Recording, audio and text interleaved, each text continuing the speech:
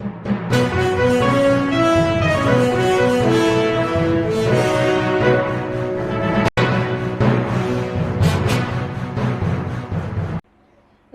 मैं हूं अनुष्का और आप देख रहे हैं अंबर टाइम्स। आइए रुक करते हैं खबरों की ओर। जीतू पटवारी ने भाजपा और मुख्यमंत्री डॉक्टर मोहन यादव पर सीधे आरोप लगाते हुए कहा कि डाकुओं के भरोसे चुनाव जीतने की कोशिश कर रहे हैं। 11 गांव में गोलियां चलाई गई। कांग्रेस प्रदेश अध्यक्ष जीतू पटवारी ने विजयपुर विधानसभा उपचुनाव को लेकर भारतीय जनता पार्टी एवं कलेक्टर एसपी पर गंभीर आरोप लगाए। पटवारी का कहना है, कांग्रेस के पूर्व नेता और भाजपा प्रत्याशी रामनिवास रावत डाकुओं से गोलियां चलवाकर चुनाव जीतना चाह रही है। भारतीय जनता पार्टी चुनाव में कलेक्टर एसपी का तो दुरुपयोग कर ही रही है, साथ ही अब डाकुओं को भी उपयोग करने लगी है। 11 गांव में गोली चली है, 5 घायल हुए, जिसकी आशंका हमने पहले ही जता दी थी एवं इसकी शिकायत निर्वाचन आयोग को की है। कलेक्टर एसपी को हटाया जाए, साथ ही यह सब मैंने अपने एक्स हैंडल पर भी पोस्ट किया है। कांग्रेस प्रदेश अध्यक्ष जीतू पटवारी अपने अल्प प्रवास पर रतलाम आए थे। उन्होंने मध्य प्रदेश के मुख्यमंत्री मोहन यादव पर भी गंभीर आरोप लगाए तथा कहा कि मोहन यादव चुनाव जीतने के लिए कुछ भी करने को तैयार है। उन्होंने कार्यकर्ताओं को बोला है कि मुझे चुनाव जीतना है, चाहे जो भी करो, और इसलिए आप गुंडे और डाकुओं का सहारा ले रहे हैं और प्रशासन पंगु बना बैठा है। 8 बजे मैं शिवपुर से चला हूँ, तो 8:30 बजे से पहले 2 दिन से वहाँ घटनाएं घटी है।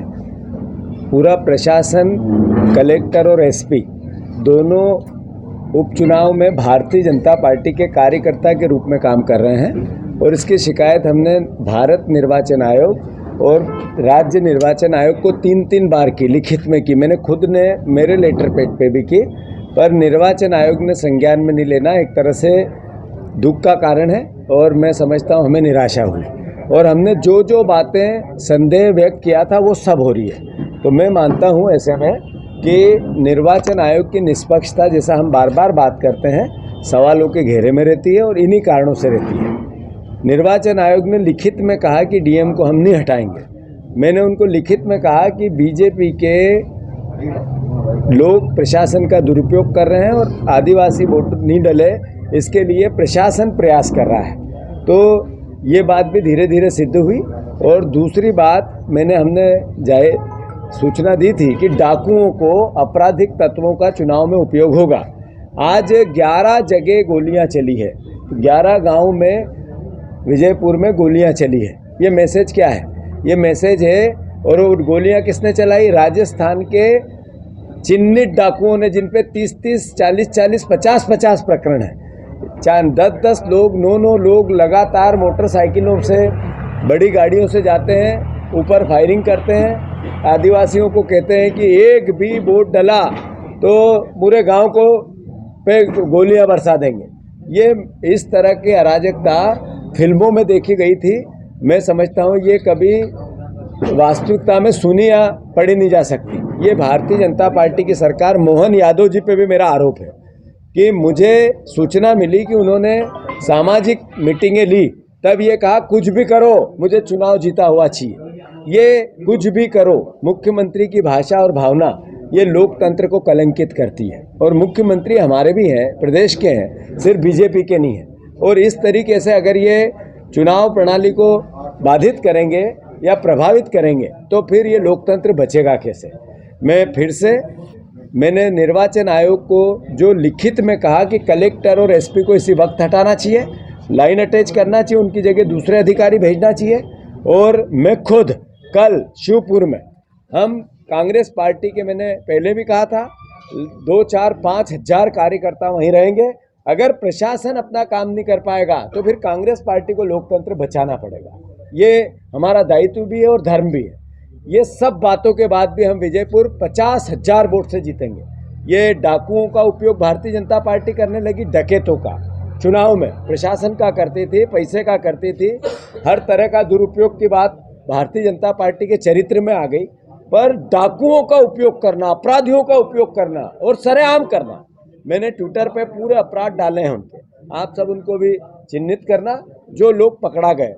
तो मैं फिर से निर्वाचन आयोग इसी वक्त डीएम को और एसपी को लाइन अटैच करे, वहाँ से हटाए और नई व्यवस्था वहाँ बनाए विजयपुर में एक तरह से जंगल राज का चुनाव प्रणाली का जितना हनन हो सकता है, 11 गांवों में गोली चलाना, पकड़ा जाना और करीब 5 लोगों को गोली लगना। जो पकड़ा गया डाकू वो हिस्ट्री सीटर है जिसको लोगों ने पकड़ लिया। मतलब ये क्या मैसेज है? तो मैं फिर से मोहन यादव जी की भर्त्सना करता हूँ। मुख्यमंत्री रहते हुए वो इस भाषा को उपयोग करते हैं, कुछ भी हो मुझे चुनाव जीता हुआ चाहिए। मतलब क्या मैसेज था कि डाकू भी भेजूं तो पुलिस प्रशासन उसको नज़रअंदाज करे, और वही हुआ। तो हम इसकी निंदा करते हैं और बुधनी के भी चुनाव के परिणाम आश्चर्यजनक रहेंगे, आश्चर्यचकित रहेंगे। धन्यवाद।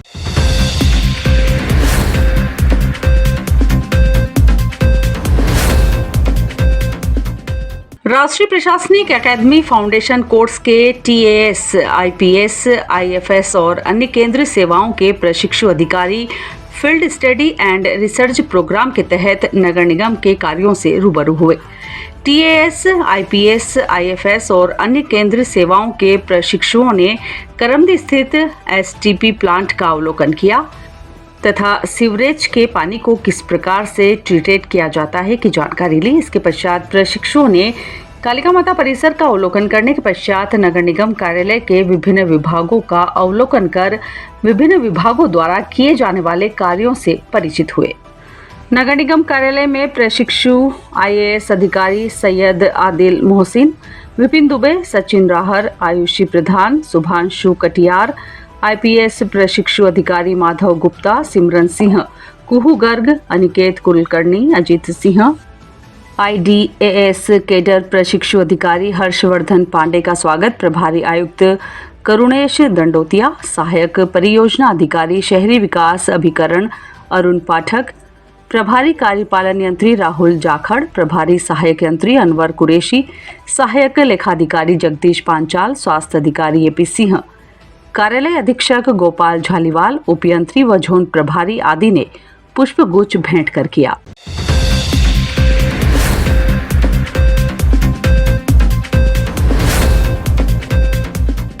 साहित्यिक एवं सांस्कृतिक संस्थाओं के मिलन समारोह, मालवांचल की संस्थाओं का दीपावली मिलन समारोह कला साहित्य संस्कृति के त्रिवेणी समागम के रूप में सानंद संपन्न हुआ।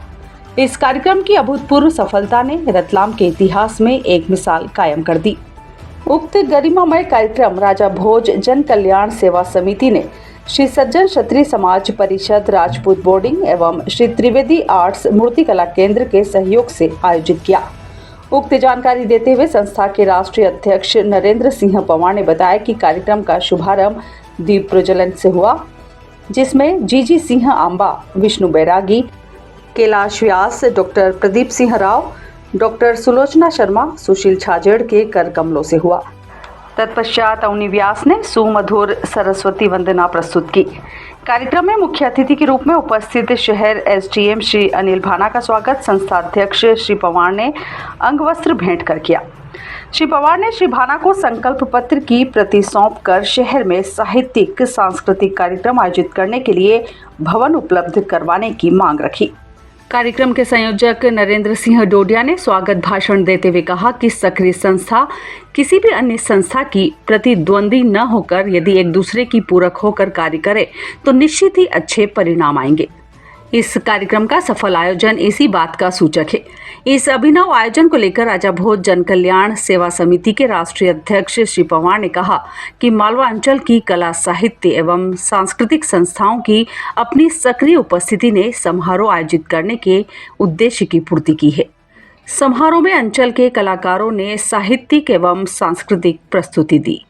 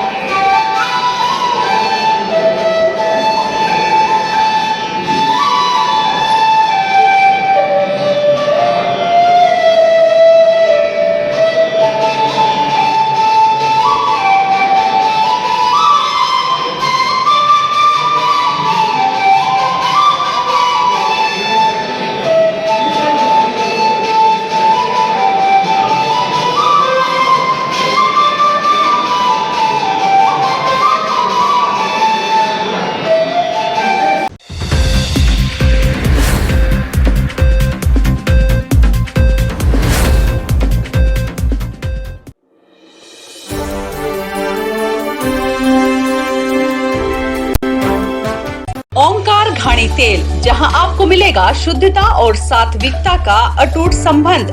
हमारी विशेषताएं मूंगफली तेल, तिल तेल, नारियल तेल, बादाम तेल, एरंड तेल, अलसी तेल के साथ सभी प्रकार का तेल ऑर्डर पर निकाला जाता है। घाणी तेल की विशेषताएं ब्लड शुगर लेवल कम करता है, इम्यूनिटी बढ़ाए, हार्ट के लिए फायदेमंद और पोषक तत्वों से भरपूर। भारत की पारंपरिक लकड़ी की घानी से बना तेल अपनाइए और बीमारियों को दूर भगाइए। तो आज ही एक कदम शुद्धता और तंदुरुस्तता की ओर।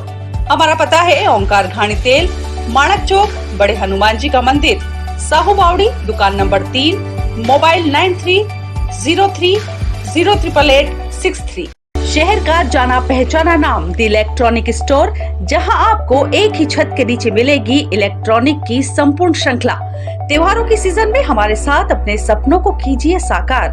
0% डाउन पेमेंट, आसान किश्तें, क्रेडिट कार्ड पर 20% तक का cashback, scratch card offer, exchange offer के साथ हर खरीदारी पर आपको मिलेगा एक special gift. The electronic store पर आप पाएंगे LED, TV, fridge, washing machine, AC, cooler, music system, microwave, geyser, water purifier के साथ बहुत कुछ। तो देर किस बात की, आज ही अपने सपनों को कीजिए पूरा द इलेक्ट्रॉनिक स्टोर पर। हमारा पता है 35 कोठारी मार्केट, 232 रतलाम। कॉन्टैक्ट 9992456666।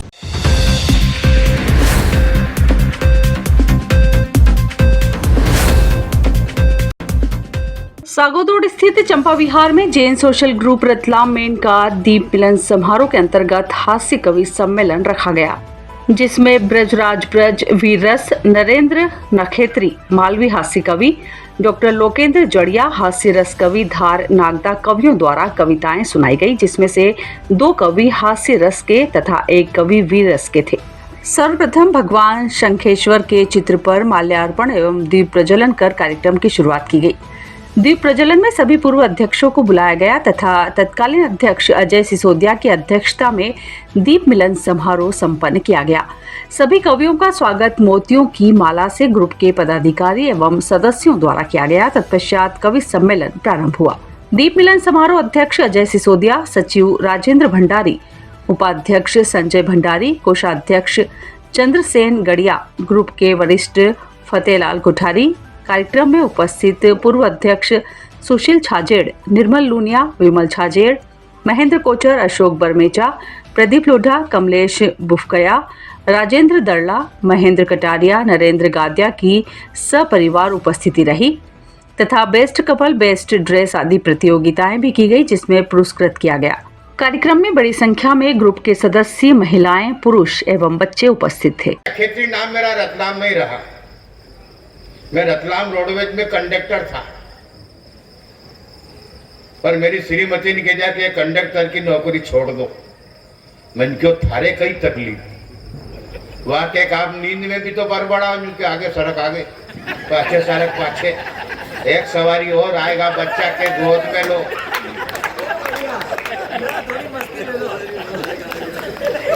ईमानदारी से परेशान कर दो साहब मारे। मन क्यों ले या छोड़ी। रोडवेज में बहुत परेशानी आती थी साहब। कई बार एक बार 2 डोकरी बैठी साहब, एक डोकरी कांच खींचे, एक डोकरी कांच बंद करे, एक के कांच खोल दे और हनी लगेगा तो मुंह मरी क्यों बनी, दूसरे के कांच बंद कर, हवा लगेगा तो मुंह मरी क्यों। डॉक्टर लोकेश जड़िया के डॉक्टर साहब क्या करें भैया पंडित जी, मन को ज्यादा लड़ी नहीं है यारी।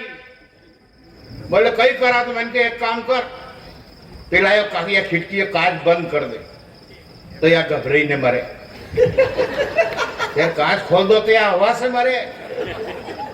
मतलब रोडवेज में ऐसी ऐसी बातें हो जाती है कभी कभी तो साहब कि गाड़ी में जगह भी नहीं। मैं इस रोड पे भी बहुत चला था और ये खतरनाक रोड था, बाजना बांसवाड़ा।